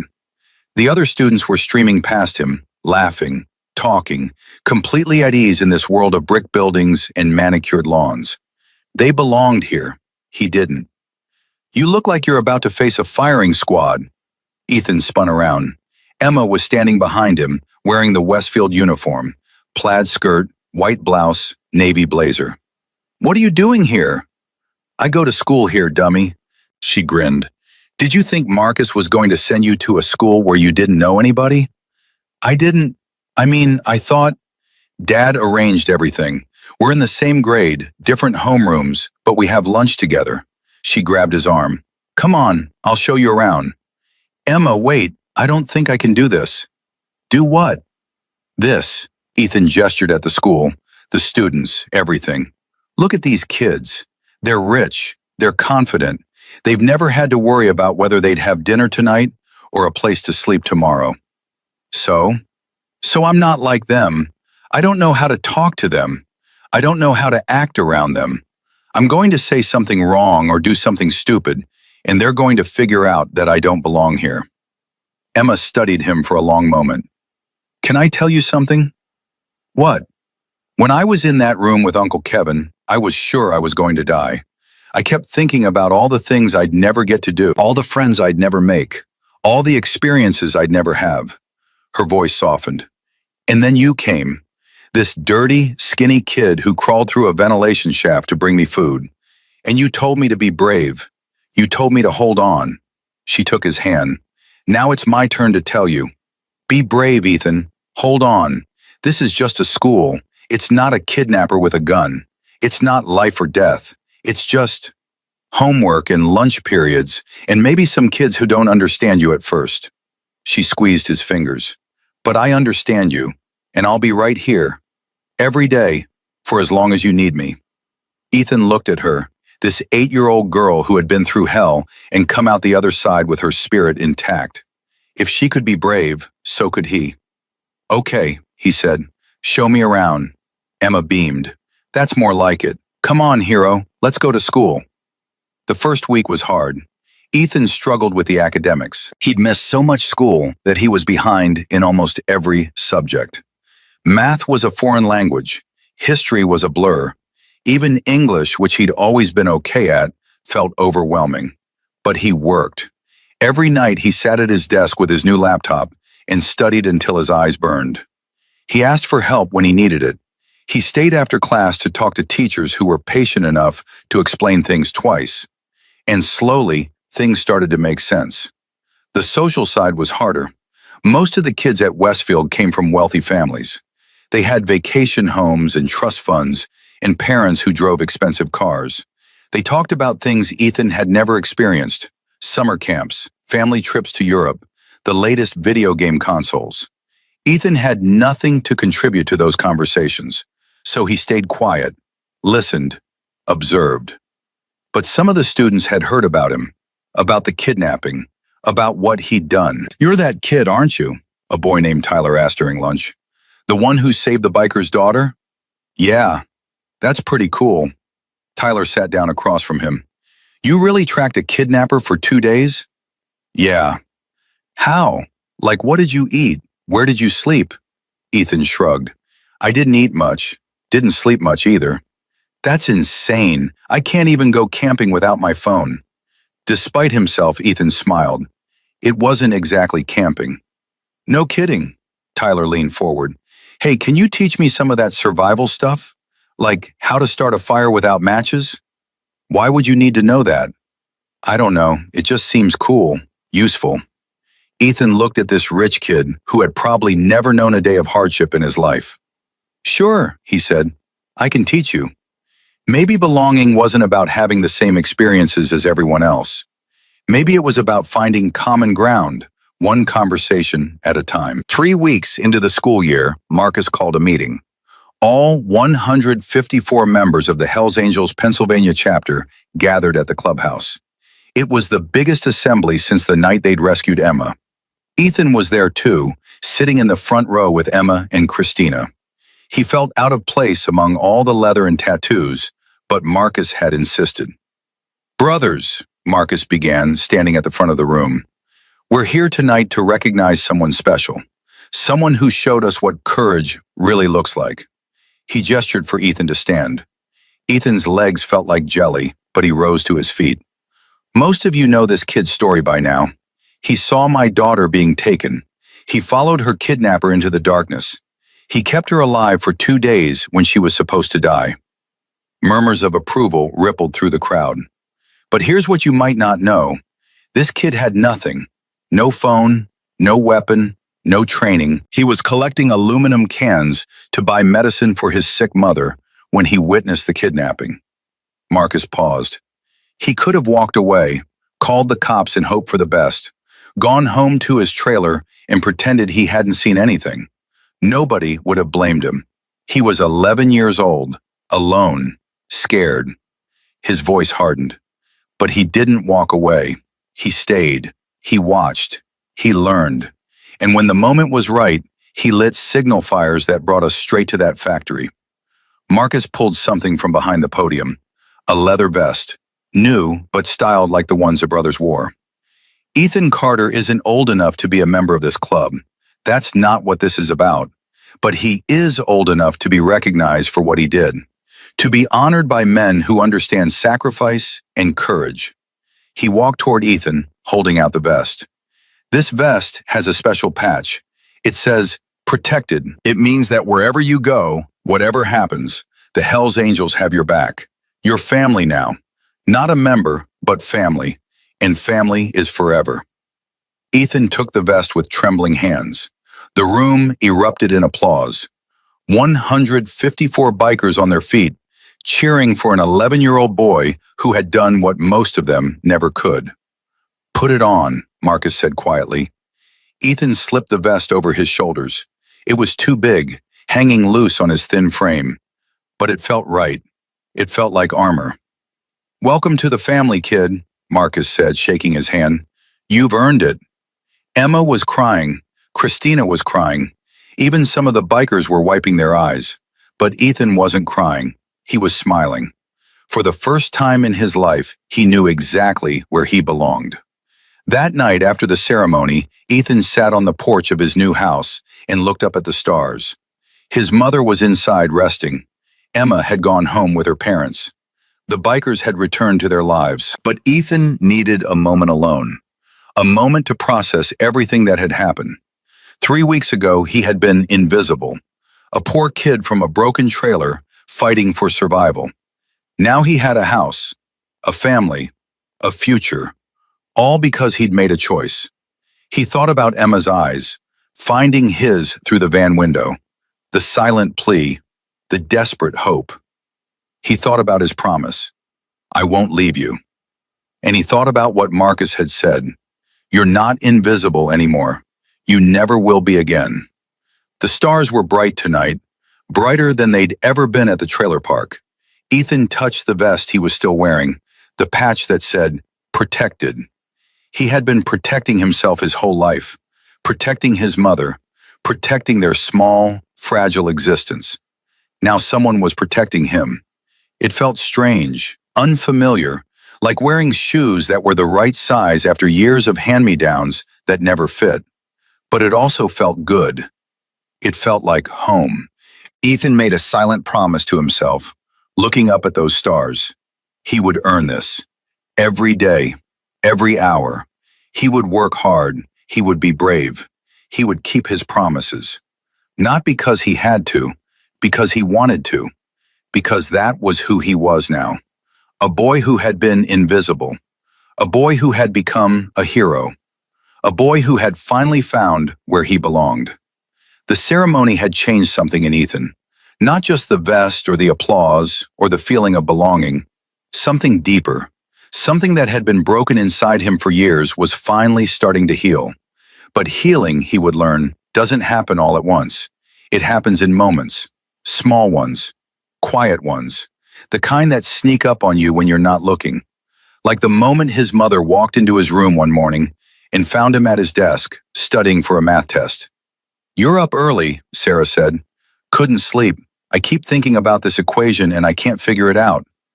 She sat down on his bed. Ethan, can I tell you something? What? I'm proud of you, her voice cracked. I know I don't say it enough. I know I've been so sick for so long that I haven't been the mother you deserved. But watching you these past few weeks, seeing you go to school, do your homework, make friends, she wiped her eyes. You're becoming the person I always knew you could be. Ethan turned to face her. I couldn't have done any of this without you, Mom. You're the reason I kept going. All those years, collecting cans, working to keep us alive, I did it because you needed me. And now? Now I do it because I want to. Because I finally have a chance to be something more than the poor kid from the trailer park. Sarah crossed the room and hugged him. You were always more than that, baby. The world just couldn't see it. They see it now. Yes, they do. 5 months after the rescue, the state of Pennsylvania held a formal ceremony at the Capitol building. Governor Linda Harrison had been following Ethan's story since the beginning.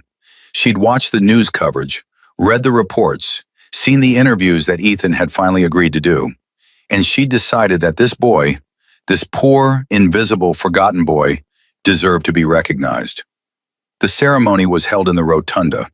300 people attended: politicians, media, community leaders, teachers from Westfield Academy, and in the front row, a solid wall of leather, 154 Hells Angels who had come to support one of their own. Ethan stood at the podium, looking out at the crowd. His hands were shaking, but his voice was steady. I'm not good at speeches, he began, so I'll just say what's true. He paused, gathering his thoughts.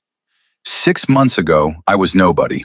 I was the kid who collected cans behind the steel mill, the kid with holes in his shoes and patches on his clothes, the kid who went to school hungry because there wasn't enough food at home. He looked at the bikers in the front row.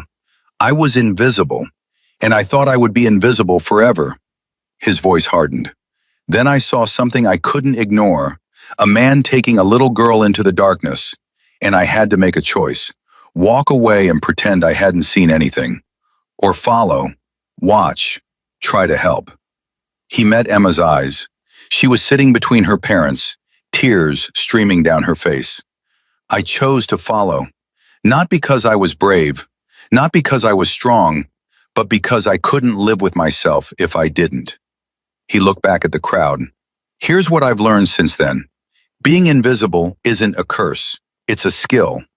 All those years of being ignored, being overlooked, being forgotten, they taught me how to move without being seen, how to watch without being noticed, how to survive when the world didn't care if I lived or died. His voice rose. But here's the thing about invisible people. We're everywhere. We're the kids in the back of the classroom who never raise their hands. We're the families in the rundown apartments who can't afford heat in winter. We're the workers who clean your offices and serve your food and never get a second glance. He pointed at the crowd. We're all around you, and we're watching, we're learning, we're waiting for someone to see us. He stepped back from the podium. I was lucky. Someone finally saw me. The Hells Angels saw me. They gave me a home, a family, a future. But most invisible people aren't that lucky. Most of them stay invisible forever. He held up the medal the governor had just presented to him, the Pennsylvania Medal of Valor, the highest civilian honor in the state. This medal doesn't belong to me. It belongs to every invisible kid who's out there right now, fighting to survive, dreaming of something better, wondering if anyone will ever notice them. He looked directly into the camera. So if you're watching this, if you're one of those invisible kids, I want you to know something. You matter. Your struggles matter. Your dreams matter. And someday, if you keep fighting, someone will see you. Someone will give you a chance. His voice broke. I promise. The rotunda erupted in applause. Standing ovation. 300 people on their feet, including every single biker in the room. Emma ran up to the podium and threw her arms around him. You did it, she whispered. You actually did it. I just told the truth. That's what made it so powerful. Governor Harrison approached the microphone. Ladies and gentlemen, Ethan Carter. More applause, more cheers. Ethan stood there holding Emma's hand, wearing his medal, feeling, for the first time in his life, truly seen. The trial of Kevin Walsh began 3 weeks later. Ethan was called to testify. He sat in the witness box, facing the man who had terrorized Emma for 3 days, and told his story. Every detail, every moment, every fear. The prosecutor asked him why he'd stayed, why he hadn't run for help, why he'd risked his life for a stranger. Ethan thought about it for a long moment. "Because she looked at me," he finally said, "through the van window, just for a second, and in that second I saw myself." "What do you mean?" "I saw a kid who was scared, who was alone, who thought nobody was coming for her." His voice steadied. "I know what that feels like. I've felt it my whole life. And I couldn't walk away knowing she would feel it too." The defense attorney tried to shake his testimony, pointed out that Ethan had been exhausted, hungry, under extreme stress, suggested that maybe his memory wasn't reliable. Ethan looked at him calmly. "I remember every word he said. I remember every sound she made. I remember the exact moment he put the gun to her head and told her she was going to die." He leaned forward. "Do you want me to repeat it? Because I can. Word for word. I'll never forget any of it." The defense attorney sat down. Kevin Walsh was convicted on all counts: kidnapping, aggravated assault, making terroristic threats. The judge sentenced him to 35 years in federal prison. At the sentencing, Kevin was allowed to make a statement. He looked at Marcus, his brother, the man he had betrayed, and spoke for the first time since his arrest. "I was wrong," Kevin said, "about everything. I thought I was owed something. I thought my pain justified what I did. I was wrong." He turned to Emma. "I'm sorry. I know that doesn't fix anything. I know you'll carry what I did to you for the rest of your life. But I'm sorry." Finally, he looked at Ethan. "You should have let me die. You know that, right? When Marcus had me on the ground, when the brothers were ready to tear me apart, you could have stepped back. Let it happen. Nobody would have blamed you." Ethan met his gaze. "That's not who I am." "I know." Kevin's voice cracked. "That's why you're a hero. And I'm just a cautionary tale." The guards led him away. Emma grabbed Ethan's hand and held it tight. "It's over," she said. "It's finally over." "Yeah, it is." But even as he said it, Ethan knew that some things are never really over. Kevin would spend decades in prison, but the scars he'd left behind would take even longer to fade. All you could do was keep moving forward, one day at a time, one promise at a time. The months passed, then a year, then two. Ethan grew, not just physically, though he did that too, finally eating enough to put some weight on his thin frame, but emotionally, mentally, spiritually. He excelled at Westfield Academy. Math, which had once seemed impossible, became his best subject. His teachers praised his work ethic, his determination, his refusal to give up even when the material was difficult. "You learn differently than most kids," his math teacher told him. "You need to understand why something works, not just how. Once you get the why, you're unstoppable." I've always been like that. If I don't understand something, I pick at it until I do.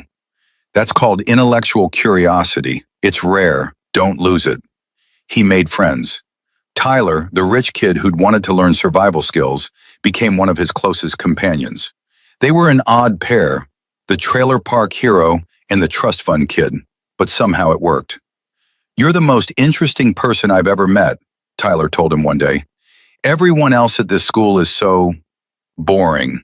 They've never had to fight for anything. You fought for everything. That's not something to admire. That's just survival."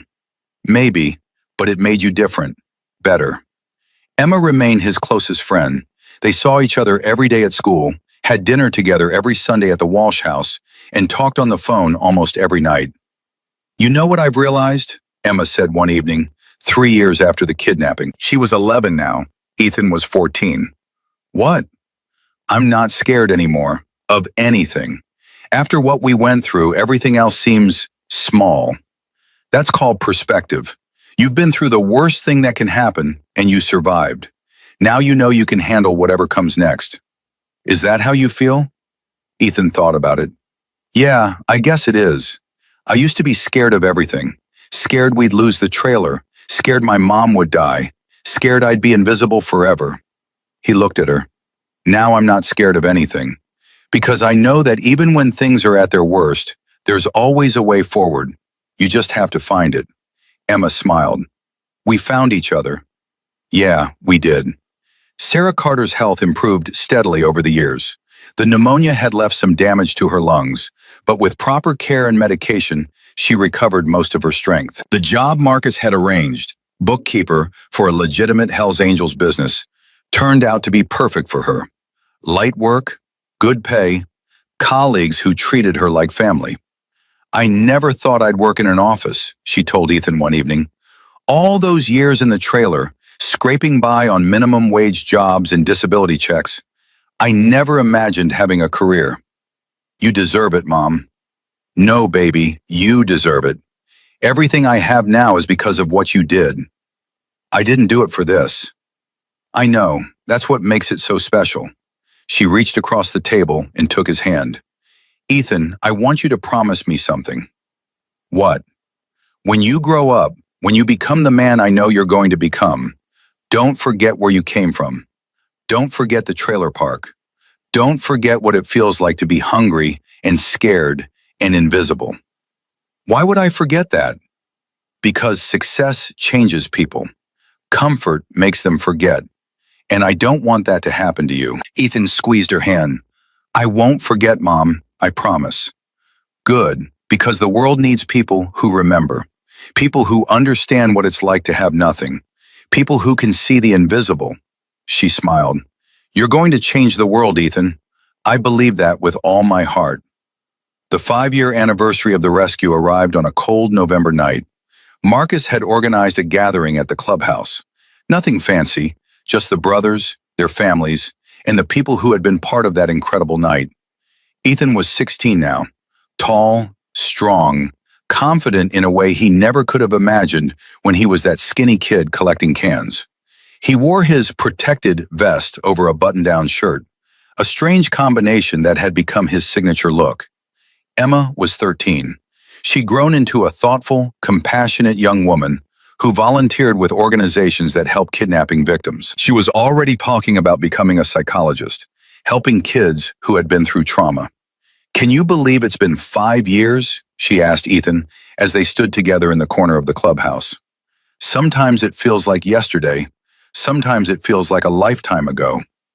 Do you ever think about what would have happened if you hadn't been there that night?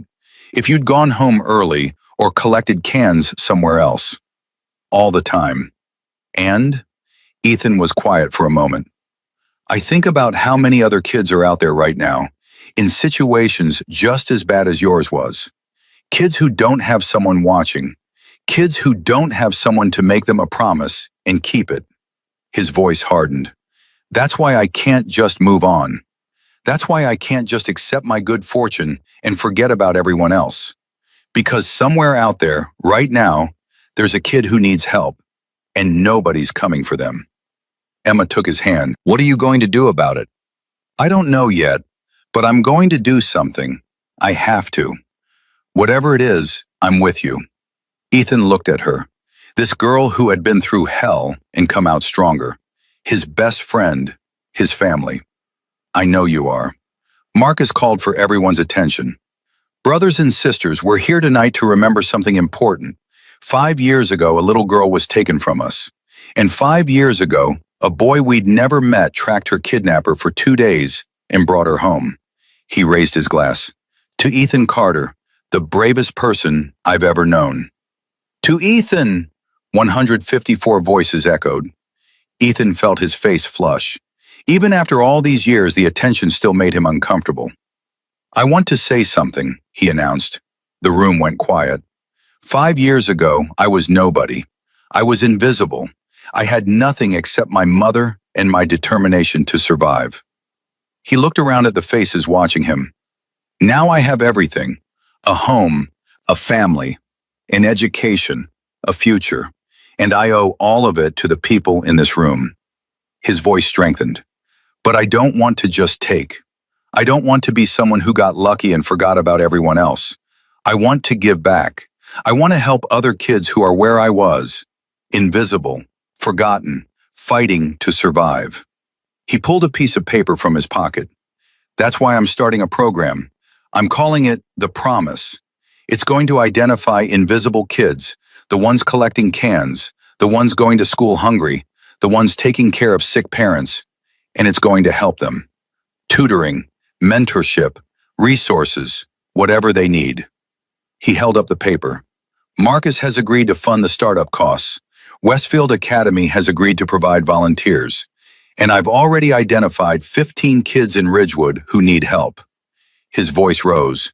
We're going to find the invisible ones. We're going to see them, and we're going to make them a promise. The same promise I made to Emma 5 years ago. He looked at Emma. We won't leave them, no matter what. The room erupted in cheers. Emma was crying. Sarah was crying. Even some of the hardened bikers were wiping their eyes. Marcus crossed the room and put his hand on Ethan's shoulder. I knew you were special the first time I met you, he said quietly, but I didn't know how special. You're going to change a lot of lives, kid. I'm just doing what you taught me, paying it forward. No, you're doing what you taught us, Marcus smiled. That the smallest, poorest, most invisible person can change everything. All they need is a chance. Ethan thought about his grandmother's words. Don't be one of those people who look away. He hadn't looked away, and now neither would anyone else. The night ended with a ride, 154 motorcycles roaring through the streets of Ridgewood, with Ethan on the back of Marcus's bike, wearing his vest, feeling the wind on his face. They rode past the old steel mill, the place where everything had changed, past the trailer park where Ethan had grown up, past Westfield Academy, where he was becoming someone new. And finally, they rode to the factory complex where Emma had been held. They didn't go inside. They didn't need to. They just stopped their bikes and looked at the building where hope had happened. This is where you became who you are, Marcus said quietly. This is where a scared 11-year-old boy made a promise and kept it. Ethan nodded slowly. I was so afraid that night. I didn't know if I could do it. I didn't know if I was strong enough. But you did it anyway. Yeah, I did. Marcus put a hand on his shoulder. That's courage, Ethan. Not the absence of fear.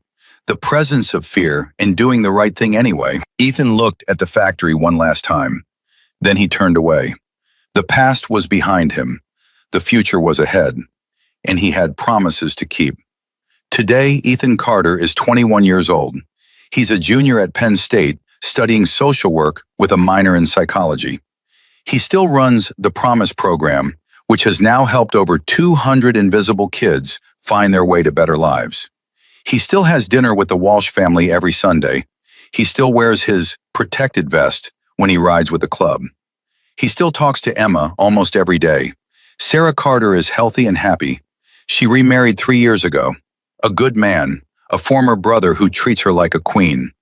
Ethan walked her down the aisle at the wedding. Emma Walsh is 18 now, a freshman at the same university as Ethan. She's studying to become a child psychologist, just like she always planned. She volunteers with survivors of kidnapping and speaks at schools about resilience and hope. Every November 8th, the anniversary of the worst night of her life and the best, she and Ethan return to Ridgewood. They don't go to the factory. They don't need to revisit that darkness. Instead, they go to the roof of Building 6, where Ethan lit his signal fires. They sit together and watch the sun come up. They don't talk much. They don't need to. The promise was kept. That's all that matters. This story isn't really about bikers or bravery or kidnappings. It's about seeing. It's about what happens when we actually look at the people around us, the poor kids, the struggling families, the invisible ones who slip through the cracks. Ethan Carter was invisible. Nobody saw him. Nobody expected anything from him. He was just the poor kid from the trailer park, collecting cans to survive. But when it mattered, he saw. He saw a little girl in a pink nightgown, terrified and alone. He saw an opportunity to make a difference. He saw that walking away would be easy, but staying would be right. And he chose to stay. The Hell's Angels saw him too. They saw past his ragged clothes and dirt-streaked face. They saw a boy with more courage and character than most adults ever develop. They saw someone worth protecting, worth investing in, worth calling family. That's the lesson. Pay attention. Look at the people around you, not just the ones who are easy to see, the successful, the confident, the loud.